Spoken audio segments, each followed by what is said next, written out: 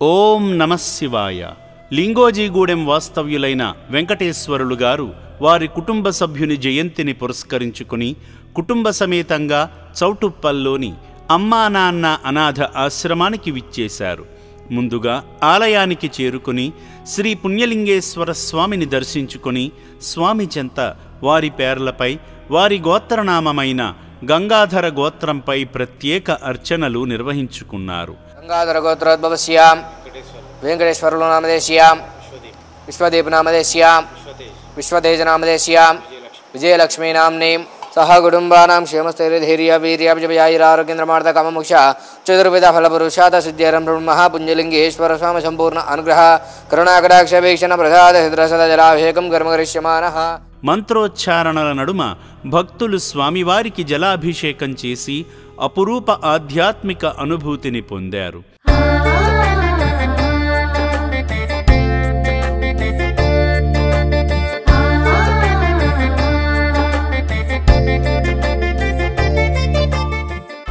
అర్చకులు స్వామివారిని అత్యంత సుందరంగా అలంకరించి కర్పూర నీరాజనం సమర్పించారు.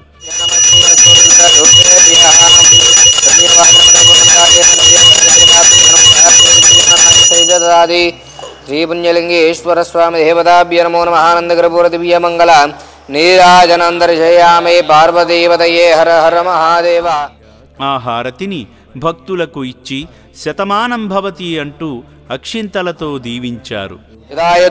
యదాయుష్యేవేంద్రియ ప్రతిష్టతి శతమనంతం భవతి శతమైశ్వర్యం భవతి శతమితి శతం దీర్ఘమాయుః.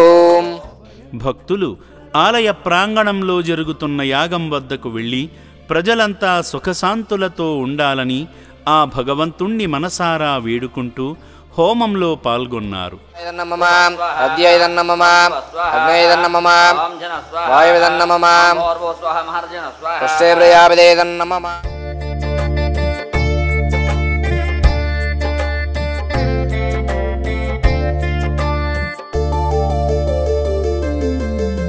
అనంతరం అనాథుల శాశ్వత పోషణ కోసం కడుతున్న శ్రీ పుణ్యలింగేశ్వర స్వామి ఆలయ పనులలో పాలు పంచుకొని శివాశీస్సులు పొందారు.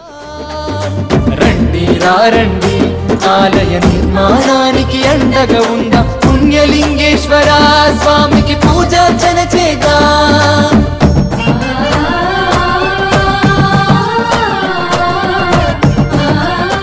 సేవా మార్గంలో భాగంగా పి మల్లయ్య బాలనరసమ్మ గారులు వారి ప్రియమైన కుమారుడు కీర్తిశేషులు పి ఆనంద్ గారి ప్రథమ జయంతి సందర్భంగా తమ కుమారుడి పవిత్ర ఆత్మకు శాంతి కలగాలని కోరుకుంటూ రక్షణాలయంలో జీవిస్తున్న శివపుత్రులకు అరటిపళ్ళు వితరణ చేసి దీనుల సేవే దేవుని సేవ అని చాటారు.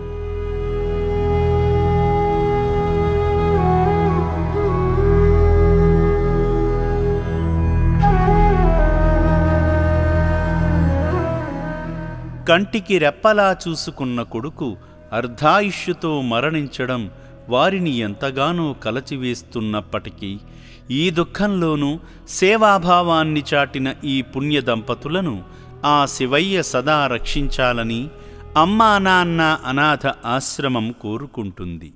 దాతలకు సేవామూర్తులకు విన్నపం.